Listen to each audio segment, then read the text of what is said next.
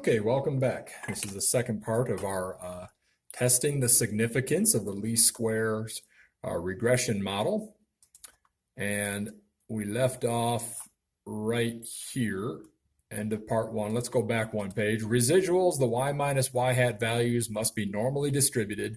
Verifying this takes time, and since we've done this in the past, we will skip this step as our residuals are indeed normally distributed. Okay. Now, using technology, you already have L1 and L2 in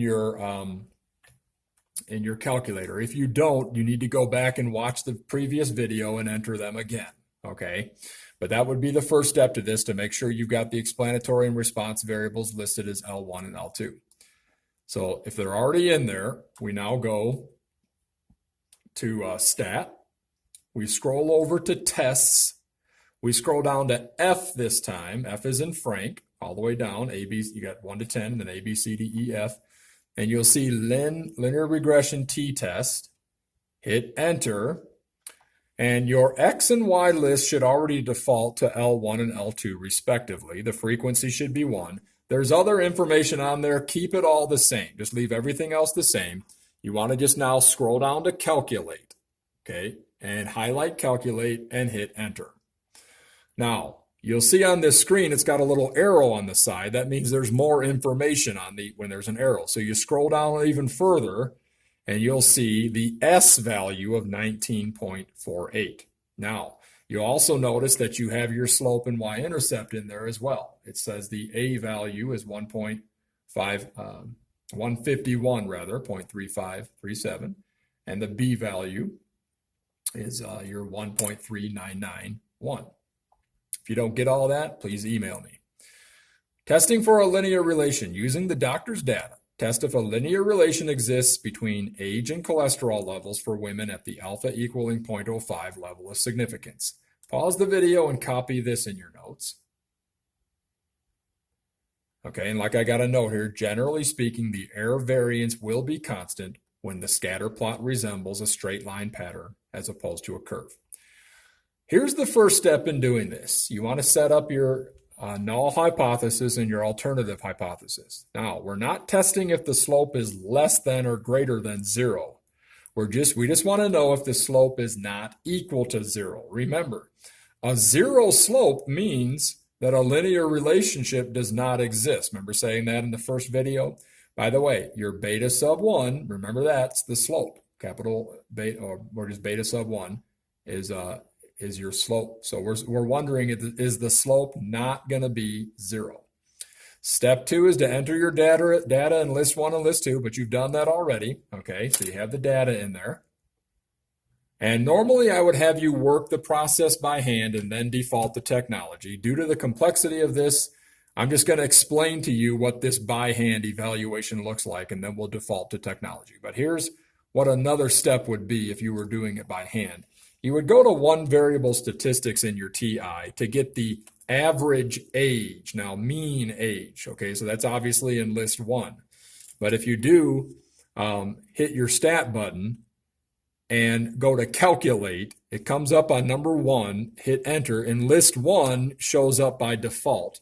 So if you go down to calculate there, you'll see the mean age, the average age, X bar, should be the 42.07143.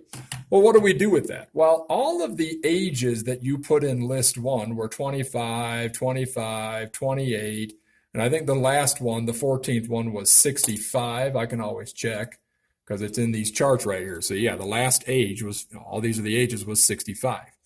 Well, what this process is doing, it is that it's taking each of the ages, the first one is 25, and subtracting the mean. And you get a number of, in this case, negative 17.07. You square that number, and you'll get 291.43. And you do that for all of these ages, all 14's ages, and you total up all of those squared values, and that should give you 2,472.9284. You need that for what's coming up here. Okay, so I would copy this in your notes, just this right here. Pause the video.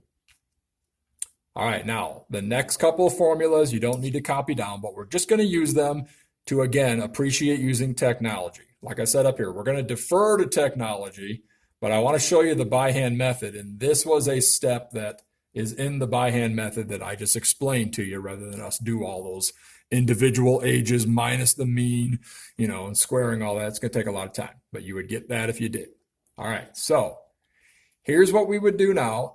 Our null hypothesis is that our slope is 0. We work with a sampling distribution of our slope. We use a lowercase b for our slope now. So in other words, this little b, lowercase b sub 1, is your slope of 1.3991. You're subtracting, the formula says you're subtracting beta sub 1. Well, beta sub 1 was 0. Remember that? Okay, that was in the step right here. Beta sub 1, we're letting it be 0. Okay. And then we're dividing by this s sub lowercase b sub 1, and that's this formula here. Now, you already have that number. You already have that number there. You just wrote it down. At least I hope you did. It's this right here. See, it's the 200472 and all that. Okay. So divide all that, put that number here, figure out the t value, and pause the video. Okay. You should have got 3.572. Pause the screen and look at all this if you need to, but this is just showing you where these values are coming from. Okay, like that one there and that one there, and the b sub 1 or beta sub 1 0, the SE 19.48. So if you didn't get all that, pause it and just look at it, and then verify that you will get 3.572 when you do this. Now, using technology. This is a much easier way, of course. Hit your stat button, scroll over to tests, scroll down this time to F linear T tests. So you got A, B, C, D at the bottom there, 1 to 10, and then A, B, C, D, E, F. And the F1 says linear reg T test. Hit enter.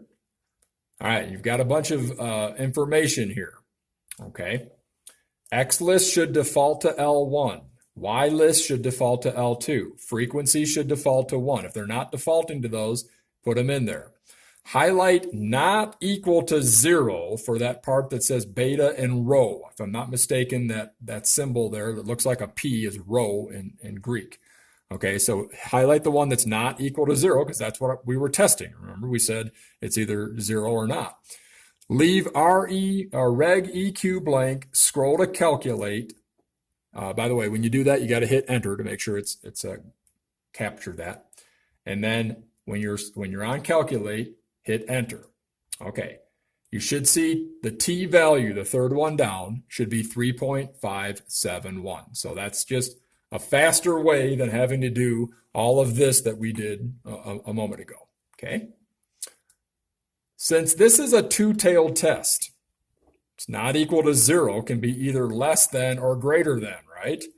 Remember what our null hypothesis was. We were saying, is it simply not equal to 0 right there? All right. We wanted to just know if it's not equal to 0. So that makes it a two-tailed test because it's not greater, it's not less, it can be either. All right. We split our alpha value in half. According to table 7, the critical value with 12 degrees of freedom, why 12? Because remember we did n minus 2. Okay, which was 14 minus 2 because there's two variables.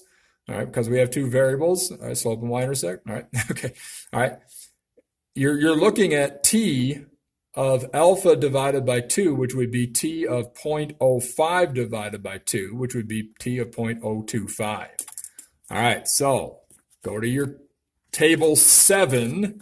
Table 7 is the t distribution, and go down to go down to 12. I'm sorry, 12 degrees of freedom, and line it up with 0.025. 12 degrees of freedom with 0.025 right there, and that number is 2.179. Okay, so that's our t sub alpha divided by 2. Got that? And remember, that's going to give you the critical. That's the critical value compared to this right here. So what does it look like in a graph? All right. It's a two-tailed test, so we're using both the positive 2.179 for our critical value, and we're using the negative 0.279 for our critical value right there. There's a number 2. That's a 2 right there. So 2.179 is about right there.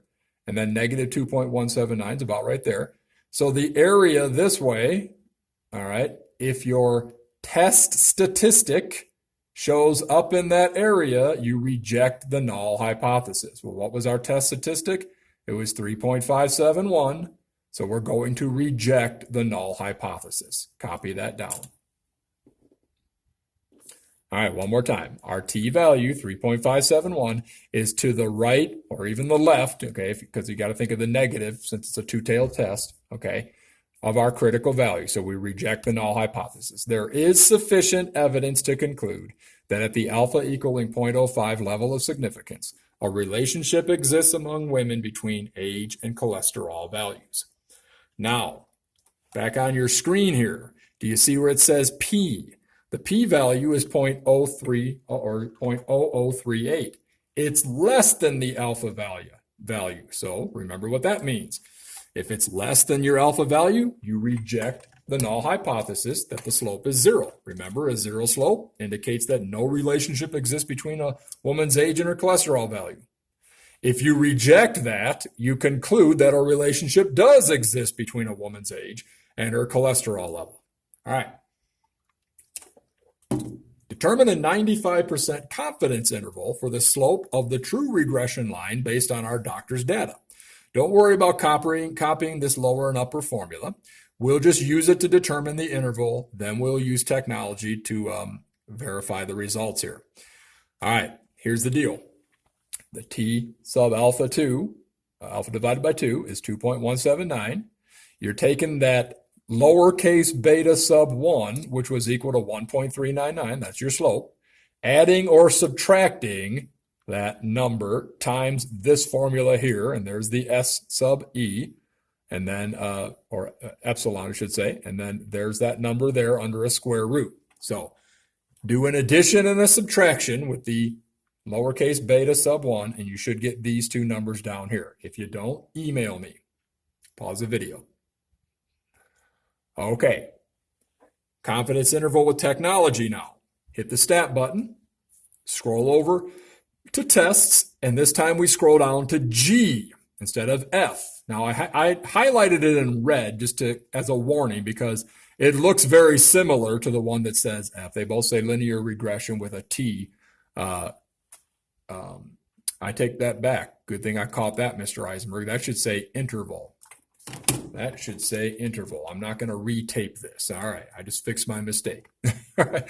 But the G1, linear regression with T interval, all right, find that and hit enter, okay? All right, now the X list should default to L1, the Y list default to L2, the frequency should default to 1. We want a 95% confidence interval, that's what we said. Leave the reg EQ blank. And just scroll now down to calculate. If these are not coming up as default, you got to enter them in there using the second function button. Okay, so hit calculate, and you should see the second line, 0.54554 and 2.2526. Let's see how close that was to our by hand answer. 5455, 2.2527. Okay, so we're very close, just due to rounding. All right, try those and have a good night.